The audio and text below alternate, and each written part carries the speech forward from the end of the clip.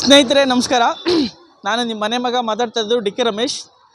ಇವತ್ತು ಮೌಲ್ಯಗಳನ್ನು ಹಾಡು ಮಾಡೋದಕ್ಕೆ ನಮ್ಮ ತುಂಬ ಇಂಪಾರ್ಟೆಂಟು ಮೌಲ್ಯಗಳು. ಇವತ್ತಿನ ದಿನಗಳಲ್ಲಿ ನಾವು ತಿನ್ನುವಂಥ ಫುಡ್ಡು ತುಂಬ ಏನಾಗಿದೆ, ವಿಷಕಾರಿಯಾಗಿದೆ. ಪಾನಿಪುರಿ ಅಂತೆ, ಬೇಲ್ಪುರಿ ಅಂತೆ, ಪಿಜ್ಜಾ ಅಂತೆ, ಬರ್ಗರ್ ಅಂತೆ, ಈ ಥರ ಫುಡ್ಡನ್ನು ಜಾಸ್ತಿ ತಿಂತಾಯಿದ್ದೀವಿ. ಜಾಸ್ತಿ ತಿನ್ನೋದ್ರಿಂದ ತುಂಬ ಜನಗಳಿಗೆ ಕಾಯಿಲೆ ಬರ್ತಾಯಿದೆ.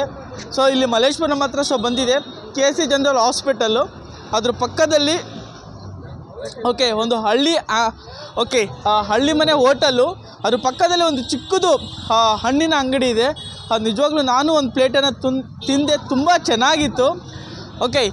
ನೀವು ಪಿಜ್ಜಾ, ಬರ್ಗರು ಇವೇನಾದರೂ ತಿನ್ನೋದು ಬದಲು ಆಮೇಲೆ ಎಷ್ಟು ಸೇಫ್ಟಿಯಾಗಿ ಮಡಗಿದ್ದಾರೆ ನೋಡಿ, ಯಾವುದೇ ಥರದ ಧೂಳು ಬರೋದಿಲ್ಲ. ಹಿಂದೆಗಡೆಗೂ ಸುಧಾ ಕವರನ್ನು ಮುಚ್ಚಿದ್ದಾರೆ. ಅಷ್ಟು ಚೆನ್ನಾಗಿ ಇಲ್ಲಿ ಅಣ್ಣವರು 50 ರೂಪೀಸ್ಗೆ ತುಂಬ ವ್ಯಾಲ್ಯೂಯಬಲ್ಲು. ಯಾಕಂದರೆ ನಾವು ಯಾವಾಗಲೂ ಏನು ನೋಡ್ತೀವಿ ಅಂದರೆ ಕಾಸು ಕೊಡ್ತೀವಿ, ಕಾಸು ತಕ್ಕನಾಗಿ ಅದ್ರದ್ದು ಕ್ವಾಂಟಿಟಿ ಇರುತ್ತೆ ಅಂತ ನೋಡ್ತೀವಿ. ನಾನು ಒಂದು ಪ್ಲೇಟ್ ತಿಂದೆ, ತುಂಬ ಹೊಟ್ಟೆ ತುಂಬಿತು. ಅಂದರೆ ನಾವು ಕೊಡುವಂಥ ಕಾಸಿಗೆ ಅರ್ಥಪೂರ್ಣವಾಗಿ ಅವರು ಐಟಮನ್ನು ಕೊಡ್ತಾರೆ. ತುಂಬಾ ಖುಷಿಯಾಗುತ್ತೋ. ಈ ಕಡೆ ಬಂದು ಅಂದರೆ ಹಣ್ಣು ಎಲ್ಲೇ ವ್ಯಾಪಾರ ಮಾಡಲಿ, ಪಿಜ್ಜಾ, ಬರ್ಗರು ಮತ್ತು ಬೀಡಿ, ಸಿಗರೇಟ್ ಸೇದೋದು ಬದಲು ಅದೇ ದುಡ್ಡನ್ನು ಒಂದು 50 ರೂಪಾಯಿ ಕೊಟ್ಟರೆ ನಿಮ್ಮ ಆರೋಗ್ಯನೂ ಚೆನ್ನಾಗಿರುತ್ತೆ, ನಿಮ್ಮ ಹೆಲ್ತು ಚೆನ್ನಾಗಿ ಕಾಪಾಡ್ಕೋಬೋದು. ಮತ್ತು ಈ ಥರ ವ್ಯಕ್ತಿಗಳಿಗೆ ನಾವು ಸಪೋರ್ಟ್ ಮಾಡ್ದಂಗೂ ಆಗುತ್ತೆ. ಜೊತೆಗೆ ನೋಡಿ, ಇನ್ನೊಂದು ವಿಶೇಷ ಏನಂದರೆ, ಭಾಳಷ್ಟು ಜನ ವ್ಯಾಪಾರ ಮಾಡ್ತಾರೆ, ಫುಟ್ಪಾತನ್ನು ಬಿಡೋದಿಲ್ಲ. ಇಲ್ಲಿ ನೋಡಿ, ಅಣ್ಣವರು ಫುಟ್ಪಾತ್ಗೆ ಜಾಗ ಬಿಟ್ಟಿದ್ದಾರೆ, ಅಂದರೆ ಜನಗಳು ಓಡಾಡೋದಕ್ಕೆ ಜಾಗ ಬಿಟ್ಟಿದ್ದಾರೆ.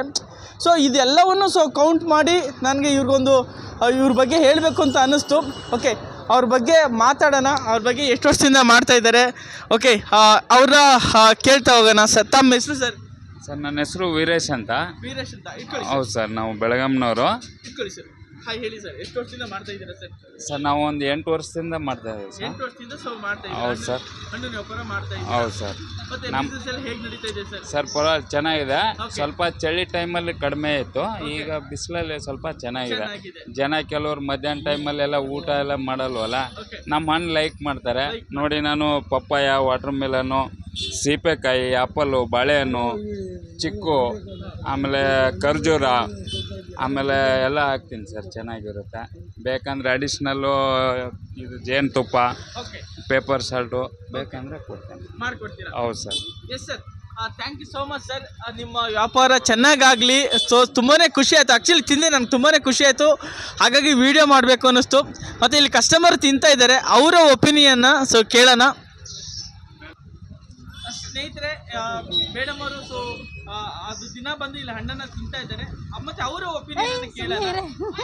ಮಾತಾಡಿ ಮೇಡಮ್, ನಮ್ಮ ಹೆಸರು ಹೇಳ್ಬಿಟ್ಟು. ಹೆಸರು ಮಣಿ ಅಂದ್ಬಿಟ್ಟು ಡೈಲಿ ಬತ್ತಿ ತಿನ್ನಕ್ಕೆ ನಾವು ಚೆನ್ನಾಗಿರುತ್ತೆ, ಫ್ರೆಶ್ಶಾಗಿ ಕಟ್ ಮಾಡಿ ಕೊಡ್ತಾರೆ, ಸ್ಟಾಕ್ ಎಲ್ಲ ಇಟ್ಬಿಟ್ಟು ಹೆಂಗೆ ಕೊಡೋಣ. Okay, thank you so much madam ಅವರು ತುಂಬ ಚೆನ್ನಾಗಿ ಅವರ ಅನುಭವವನ್ನು ಶೇರ್ ಮಾಡ್ಕೊಂಡಿದ್ದಾರೆ.